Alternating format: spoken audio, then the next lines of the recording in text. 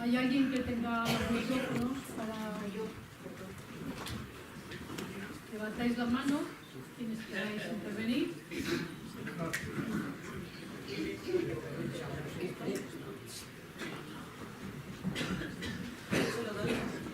En la segunda fila, la compañera... Primero estaba José Luis, pero No, bueno, no. es igual. Podían ser los chicos primero, ¿sabes? Pero bueno.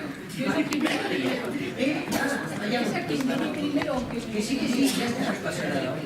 Bueno, gracias, mesa de chicas y con chico incluido, que me gusta mucho en esto del feminismo y laicismo, pero de todo lo que habéis dicho, he pensado un par de cosas que os comento.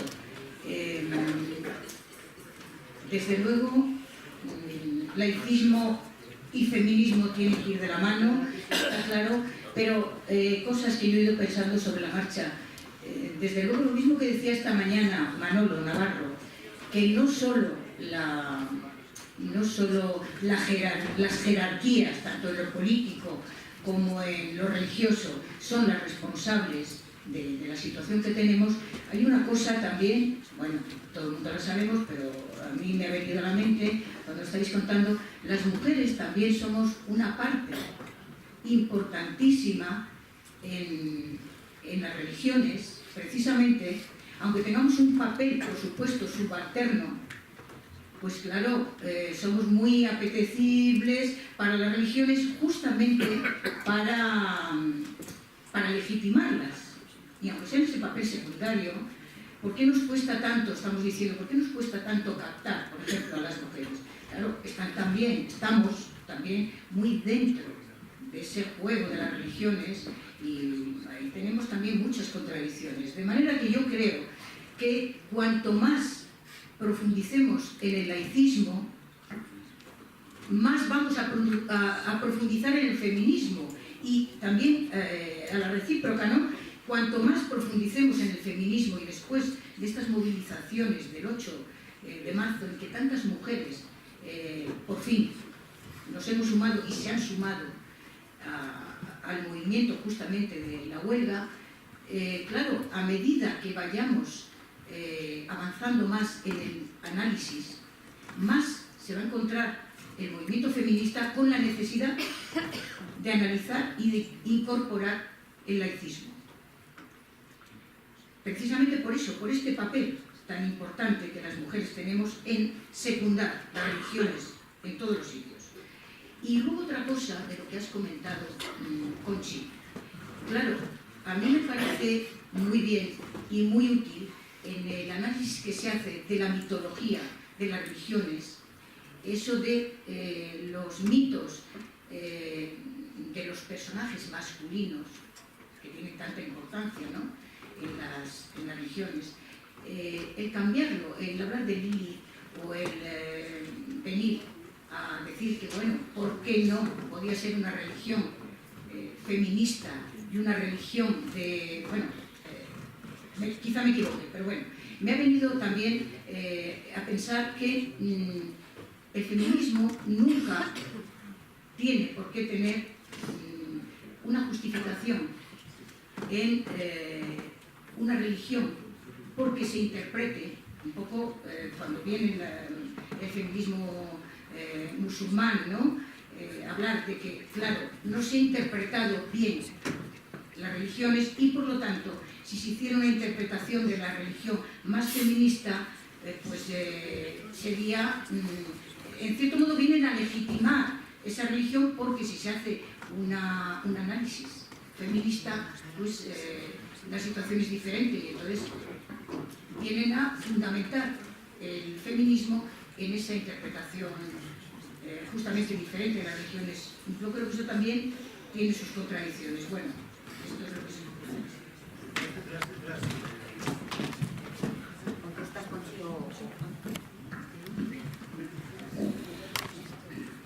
Lo que pongo en valor es la capacidad de algunas mujeres para reapropiarse, no para fundamentar en la religión, para reapropiarse de los símbolos que las oprimen, para hacerlos suyos, y justamente por eso pagar el precio de no ser ni buenas, en el caso que puse, ni buenas musulmanas por un lado, ni, entre comillas, auténticas feministas. En ningún caso están intentando fundamentar el feminismo desde las escrituras sagradas. Lo que están es reapropiándose de una historia y haciendo ver que eso mismo que llevan utilizando para oprimirlas pudo haber sido contado de otra manera, pero que no tiene por qué ser la base del feminismo. Desde su feminismo intentan hacer ver a otras mujeres de su grupo cultural ese hecho. Ni mucho menos intentan fundamentar el feminismo en las escrituras sagradas.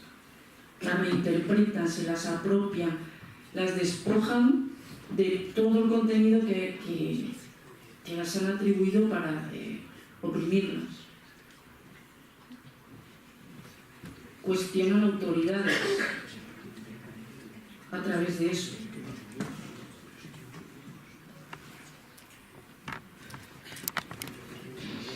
Bueno, me ha gustado mucho la intervención de las 4 personas de la mesa y, no obstante, quiero hacer alguna puntualización. Yo sé que todos somos hijos de nuestra propia historia y es lógico que aquí en España el laicismo tenga una enorme carga de entenderlo como la separación de la Iglesia y del Estado, y no es así. No es así. Puede haber un Estado que tenga una separación de la Iglesia y el Estado y sin embargo no sea un Estado laico. Ejemplo, Francia. Francia sigue siendo un Estado patriarcal y sin embargo hay una separación de la Iglesia y el Estado. Francia no es un Estado laico, Francia es un Estado secular. El neoliberalismo defiende el patriarcado. Y yo creo que has identificado muy bien el nexo de unión a quien tenemos que combatir unidos feminismo y laicismo, que sí, a la Iglesia, pero como enemigo secundario. El enemigo principal de los dos es el patriarcado. Y voy a poner un ejemplo muy concreto. El neoliberalismo defiende que hay que pagar según se produzca. Según produces, pagas. Ellos compran la fuerza de trabajo como una mercancía y la pagan al precio del mercado. Y como la mujer no produce lo mismo que el hombre, entonces justifican la brecha salarial. Y no producen lo mismo que el hombre porque, entre otras cosas, hay unas etapas de la vida en las cuales las mujeres con el embarazo dejan de producir. Esto, que son hechos reales, pero con una explicación ideológica falsa, sin embargo, está adoptado y asumido por la mayoría de la población. Y ahí es donde entra en que toda estructura opresora de los seres humanos tiene que apoyarse en una ideología que atenta contra los derechos humanos y contra la razón, y por lo tanto se apoya sobre falsedades. Y el Estado transmite y enseña en la educación y a través de medios de comunicación y a través de toda la expansión de esa ideología, que es lo que juega el papel del Estado, está enseñando y difundiendo falsedades, y en este caso falsedades del patriarcado defendidas por el neoliberalismo. No nos sirve para criticar el neoliberalismo y su defensa del patriarcado, no nos sirve decir que eso se acaba con la separación de la Iglesia y el Estado. No se acaba. Al neoliberalismo le da igual. Puede admitir, Francia hoy por hoy tiene un Estado completamente neoliberal. Y sin embargo le importa un dedo, y de hecho ha llevado en un porcentaje muy alto, no al 100%, pero en un porcentaje muy alto, la separación de la Iglesia y el Estado. No nos sirve ese instrumento. ¿Cuál es el instrumento que nos sirve? La defensa de la libertad de conciencia, que es lo que tú has apuntado. En la libertad de conciencia no podemos permitir que se sigan enseñando falsedades, que se difundan ideologías falsas. Y no podemos seguir defendiendo que la mujer es inferior y produce inferiormente al hombre. Y que hay una etapa de la vida que como no produce, por lo tanto no tiene que recibir salario. Millones de mujeres en este país, aunque el Estado diga que defiende la igualdad, millones de mujeres en este país que quieren embarazarse no se embarazan porque tienen miedo a perder el puesto de trabajo. Y el Estado defiende a los empresarios. Y lo que ahí nos une es la libertad de conciencia. Yo ataco a esa ideología porque esa ideología es patriarcal, porque en base a falsedades está defendiendo el patriarcado, la ideología del neoliberalismo, y defiende los vientres de alquiler exactamente por la misma razón. Y ahí no me sirve la separación de la Iglesia y el Estado, porque me van a decir que sí, que están de acuerdo, los neoliberales están de acuerdo en la separación de la Iglesia y el Estado, entre otras cosas porque piensan que los 11.000 millones de euros que le aporta la Iglesia al Estado, ¿por qué no se los van a llevar los empresarios? También los huelen. Como lo vieron en la reforma de los hospitales, psiquiátricos, era muy progresista defender el cierre de los hospitales psiquiátricos. Se cerraron los hospitales psiquiátricos, pero no se abrieron centros públicos, que era lo que se pedía, para mejorar el mantenimiento de los enfermos psiquiátricos. No, se cerraron los hospitales psiquiátricos y mandaron a los enfermos psiquiátricos a casa. Aquí, el neoliberalismo puede llegar un día que admita, sí señor, separación de la Iglesia y el Estado, y los 11.000 millones nos quedamos los empresarios con ellos. No sirve. Lo que hay que combatir es el patriarcado. Y para combatir al patriarcado desde el laicismo utilicemos la libertad de conciencia. Y utilizando la libertad de conciencia, digámosle que no pueden seguir enseñando falsedades como que la mujer es inferior al hombre.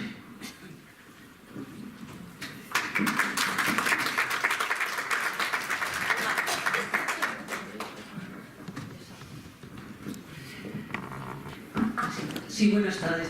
Yo creo que para debatir esto no hace falta muchísimo más tiempo, porque a veces, queriendo dar una pluralidad excesiva a todo y haciéndolo tan amplio, a veces reducimos lo que es prioritario para dar un concepto mucho más centrado y mucho más exacto al término.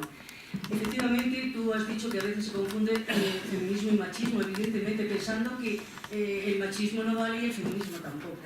Es que el feminismo nada tiene que ver, es decir, el machismo es consecuencia del patriarcado y de ese androcentrismo que el patriarcado da al hombre. Pero el machismo es precisamente la consecuencia de todo esto y por eso es una agresión constante a la mujer, en todos los campos. Por otro lado, efectivamente hay que tener muchísimo cuidado porque cuando hay un movimiento que avanza, hay muchos caballos de Troya ya esperando entrar a hacerse con ellos. La Iglesia siempre lo ha tratado, lo lleva tratando hace mucho tiempo. Por eso precisamente esos feminismos que hablan dentro de la Iglesia, yo sinceramente, para mí no son feminismos. Es una forma de la Iglesia intentar a través de esos feminismos supuestos, se les puede así porque lo que quieren es efectivamente entrar en los ritos. O sea, la Iglesia anglicana ya lo ha logrado, la judía también, están los ritos, pero sigue esa hegemonía del hombre y del patriarcado sobre la mujer. Por lo tanto, que una cosa es compartir ritos en una determinada religión y otra cosa es feminismo. Yo pienso que dentro de uno de los pilares, si no el fundamental del patriarcado, no se puede dar el feminismo, se le puede dar una patadita, un pellizco en el pompis, pero nada más. Efectivamente, lo que decía José Luis, son varias formas, es decir, la Iglesia es muy importante. Yo antes comentaba que es que tenemos, parece ser, dos estados. El estado general, que bien, o sea, que nos han dicho que es una transnacional, la religión es una transnacional, como estos como estos, en fin, industrias transnacionales que están en todos los sitios, ¿no?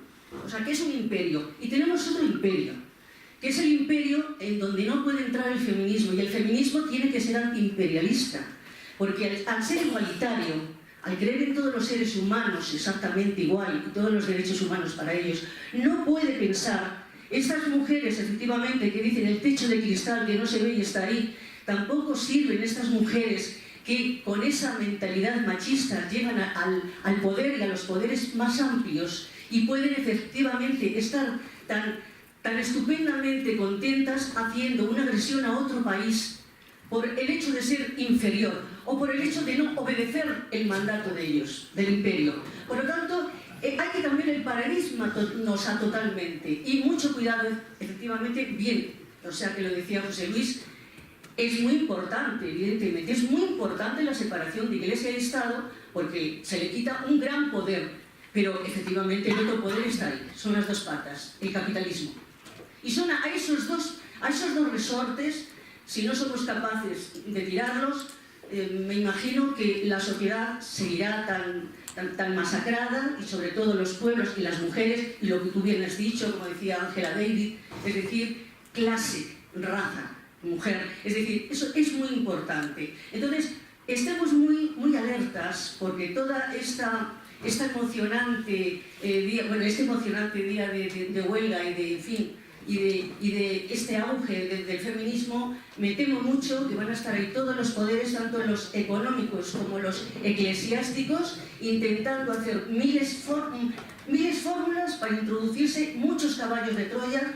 Entonces, creo que tenemos que tener los principios de lo que es el feminismo, de lo que es el patriarcado, y de que el patriarcado se va a intentar hacer con este movimiento igual que se han intentado hacer con otros movimientos. Entonces, nada más, esa era mi pequeña aportación de reflexión.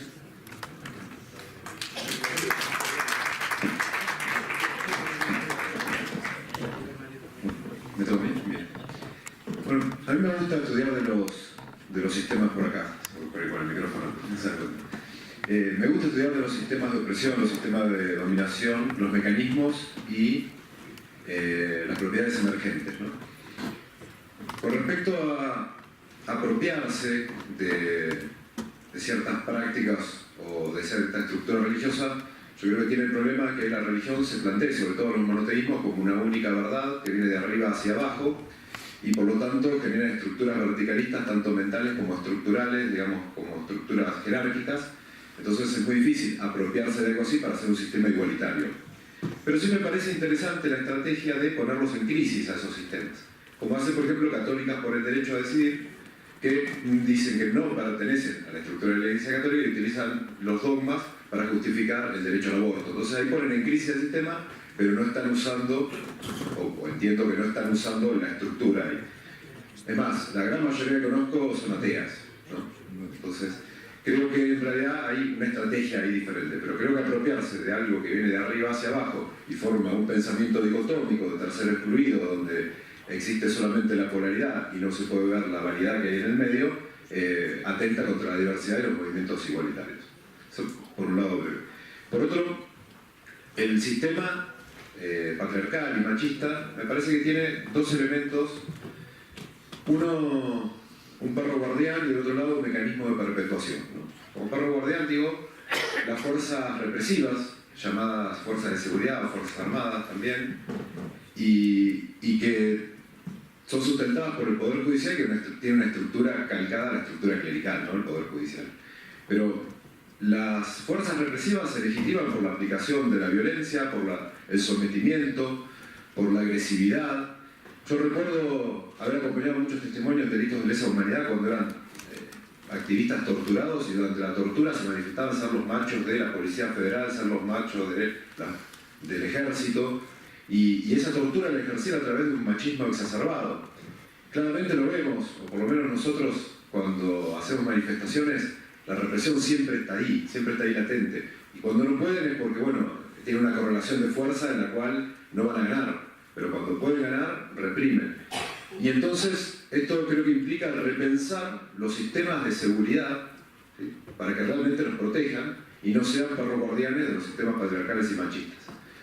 Y por último, hay un tema que no suele tratarse cuando hablamos de la lucha contra el patriarcado, y es el abuso sexual en la infancia de niños, niñas y adolescentes, ¿no? Es un tema que siempre como que pasa de largo.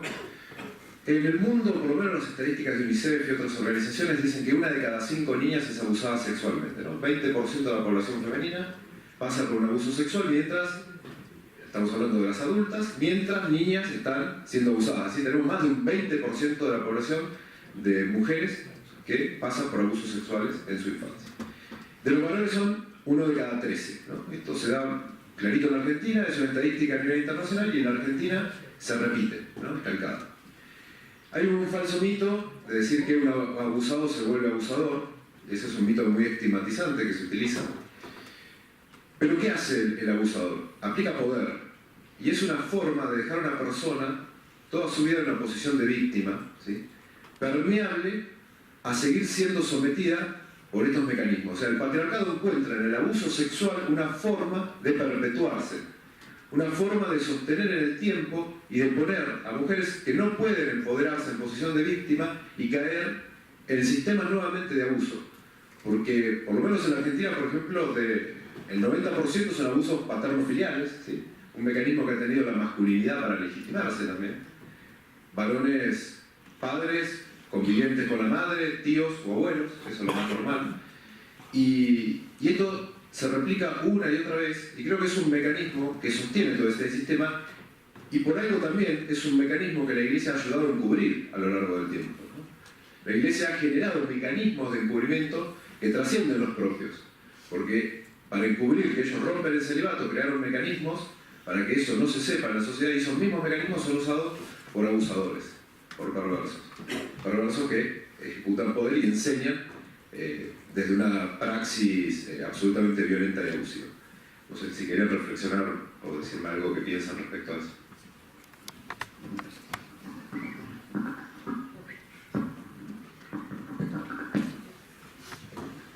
Bueno, que Montero me he pedido la palabra y se me he pedido a ella, ¿eh? Yo estoy de acuerdo con lo que has dicho. Uno de mis miedos después del éxito del 8 de marzo que quería transmitir, pero aún no lo he hecho, y todo el feminismo que hacemos lo vamos aprendiendo unas de otras, no lo he hecho en la asociación, pero hay que tener siempre miedo a morir de éxito. ¿Y cómo se muere de éxito? Las revoluciones mismas a veces mueren antes de tener el éxito, por desgracia. Después de grandes concentraciones y manifestaciones, aquello pasa a manos de los hermanos musulmanes, por ejemplo, en algunos sitios, o de cualquiera otros. Pues se puede morir de éxito precisamente porque para una concentración, una gran manifestación, una gran huelga, cuando se defienden tantos derechos como se defienden desde el feminismo y desde el laicismo, pues se puede apuntar mucha gente y se debe apuntar mucha gente, y es un éxito que se haya apuntado mucha gente. Pero eso no significa que todas esas personas tengan clara por qué están luchando, o que reúnan suficiente experiencia, que no tiene por qué ser estudiando, aunque eso nunca sobra, pero sí haciendo con otras personas feminismo, para defenderse de los artilugios y ardides del patriarcado, que es capaz de metamorfosearse lo que haga falta.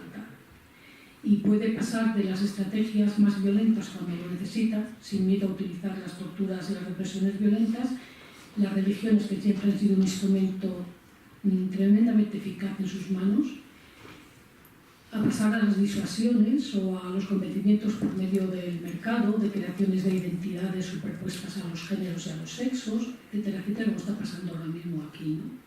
La hipersexualización de la sociedad recayendo sobre todo sobre las mujeres, el mercantilismo del cuerpo de las mujeres que siempre existió, y cuando se dice cuerpo se dice persona, porque el cuerpo no va separado de ninguna otra cosa. Entonces, a mí me parece importante atenerse siempre cuando se tienen dudas o cuando se dan avances o cuando se hacen cambios, hacerlos, pero siempre revisando cuáles son los objetivos. Y ningún medio puede ir contra el fin, porque entonces no es fácil que eso se mantenga, ni perdure, ni se pueda defender.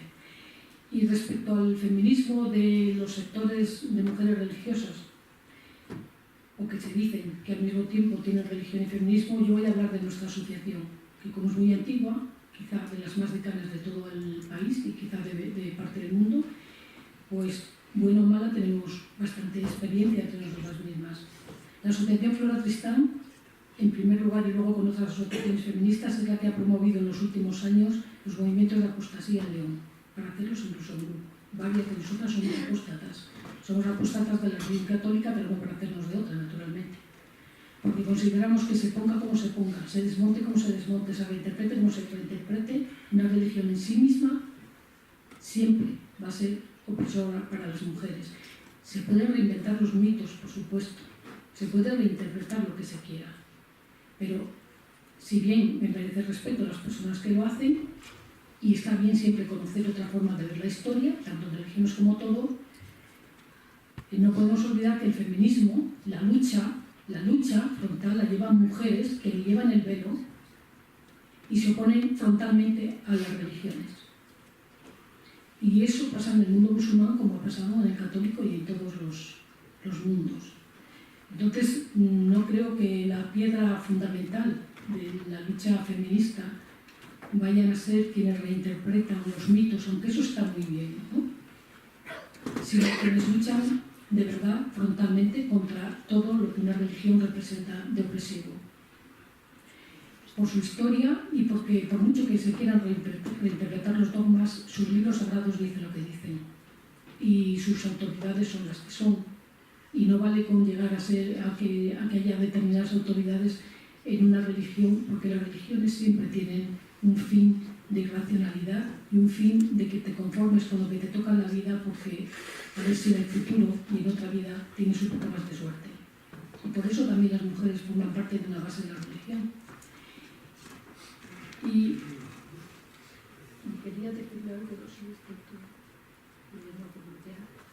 bueno, en definitiva, que el feminismo nunca puede avanzar ni cambiar ni mirar para diversos sitios que tiene que hacerlo sin siempre repasar sus objetivos y para no ser nunca cómplice del patriarcado ni del capitalismo neoliberal, porque a veces con ese difundirse, ese querer abarcar tantas cosas y recoger la opinión de tantas personas, el feminismo nunca representa a nadie. Yo no estoy diciendo. Cuando una asociación es feminista no va diciendo que representa a las mujeres. En lo que yo conozco, jamás. La Asociación Flora Tristán, yo represento aquí a León Laico, pero también soy de la Asociación Flora Tristán, nunca dice que está representando a las mujeres. Se representa a sí misma, a lo que opinan y elaboran las socias que son. Otra cosa es que defiendan los derechos de las mujeres y las mujeres como un sujeto político. Y cuando le dice a la mujer, no se está diciendo si es la mujer negra, si es la mujer blanca, si es la mujer india, porque cuando empiezas a decir, bueno, es que tú solo te centras en las blancas, para empezar nadie dice la mujer blanca, que no dice la mujer blanca, ni excluir el feminismo que se hace en otros sitios. Pero si empiezas a enumerar, siempre vas a excluir a alguien. Siempre. Entonces, lo lógico es que si el sujeto político es mujer, y la Asociación Feminista Flora Tristán, a nadie se le pregunta si es la mujer de nacimiento, si es porque se ha transformado en mujer por operaciones hormonalmente, si es lesbiana, si es heterosexual, si es bisexual. No se pregunta a nadie eso. Tú eres un sujeto político mujer, porque tengas estos problemas o los otros, o estas opresiones añadidas o las otras, hay una que es común a todas las mujeres en un mundo patriarcal. Y se acabó. Y creo que con más éxito o menos éxito, y con cambios o no cambios, el feminismo debe tener siempre en cuenta esto.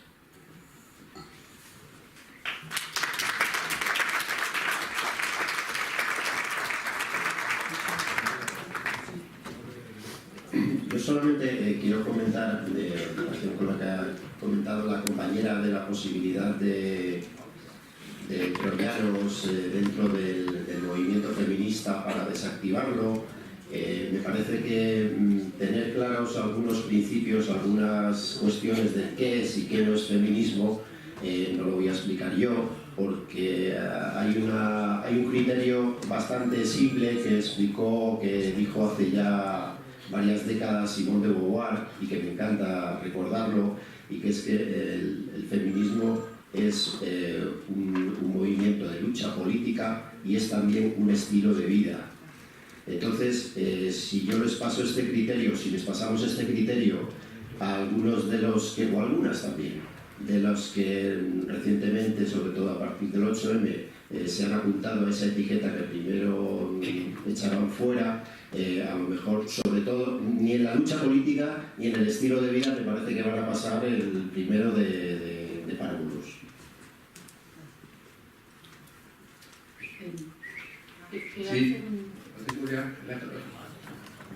Quería preguntar solo respecto a las opiniones y los comentarios que habéis dicho.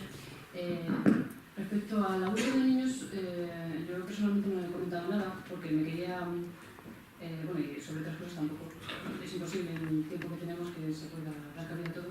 Quería centrarme sobre todo en las luchas laicistas concretas que tenemos en España. Pero sí, las religiones son una escuela de maltrato.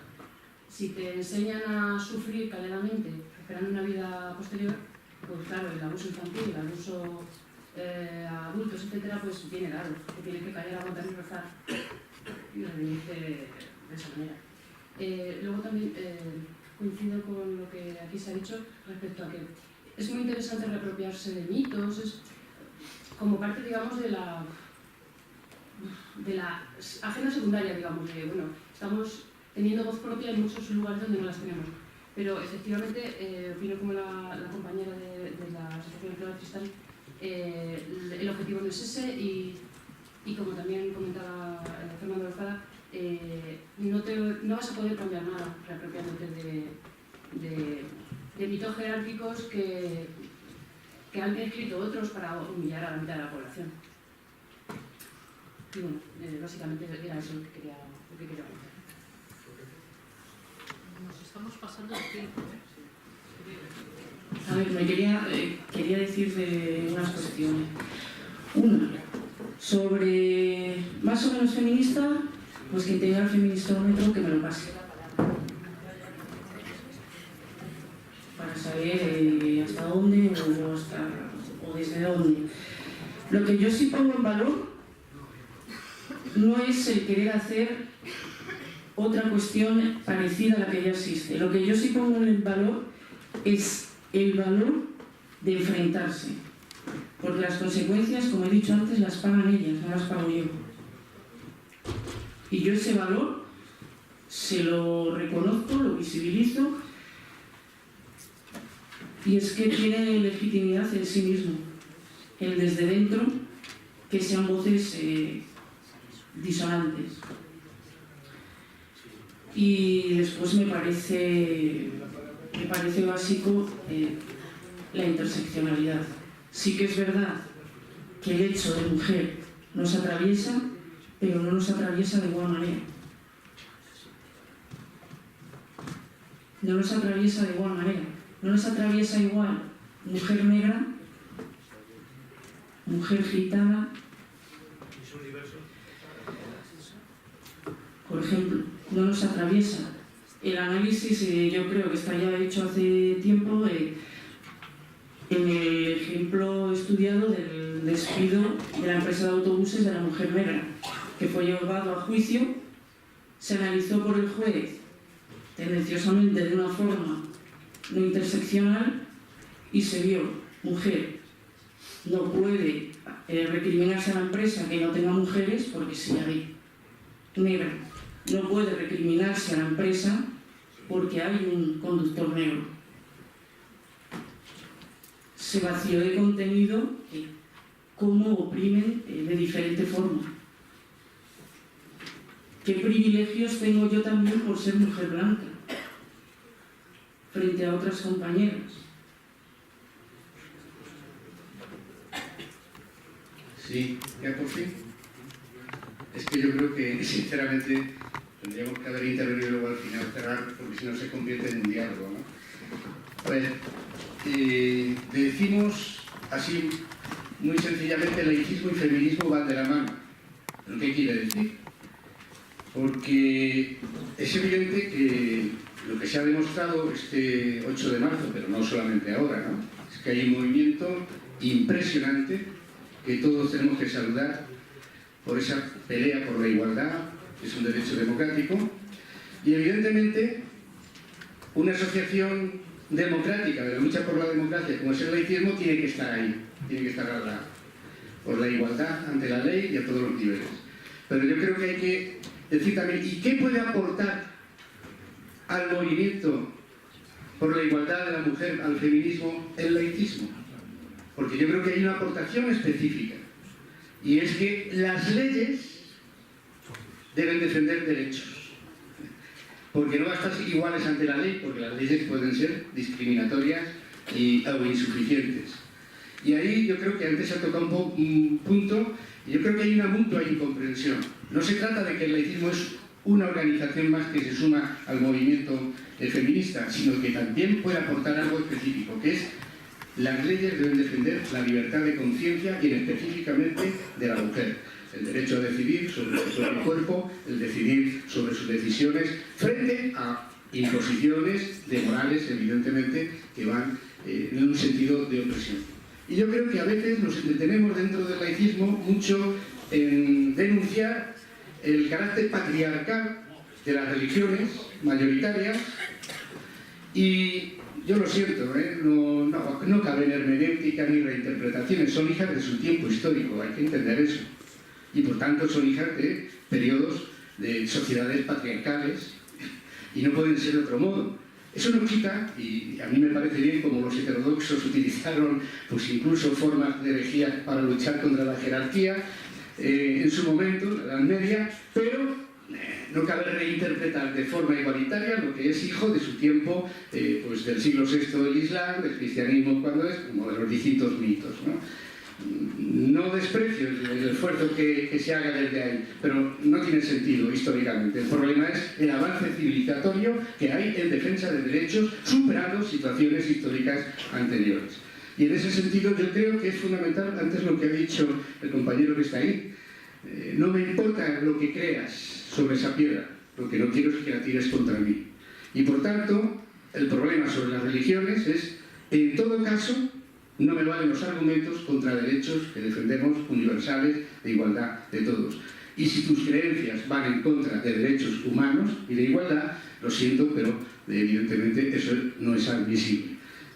Todas las reinterpretaciones que se quieran.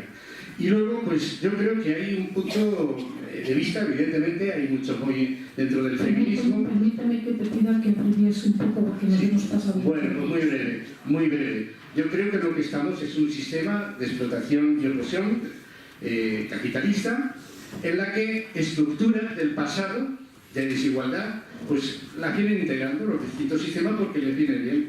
Cuando en la Primera y Segunda Guerra Mundial hay que incorporar a la mujer al trabajo porque se van al frente, pues se eleva la figura de la mujer trabajadora e independiente. Cuando vuelve y viene el paro, de nuevo la mujer al hogar, etc. Es decir, es un elemento fundamental de opresión y desigualdad, y lo mantienen porque le viene bien al sistema, aunque venga de muy lejos, pero evidentemente todo está atravesado además por la lucha de clases.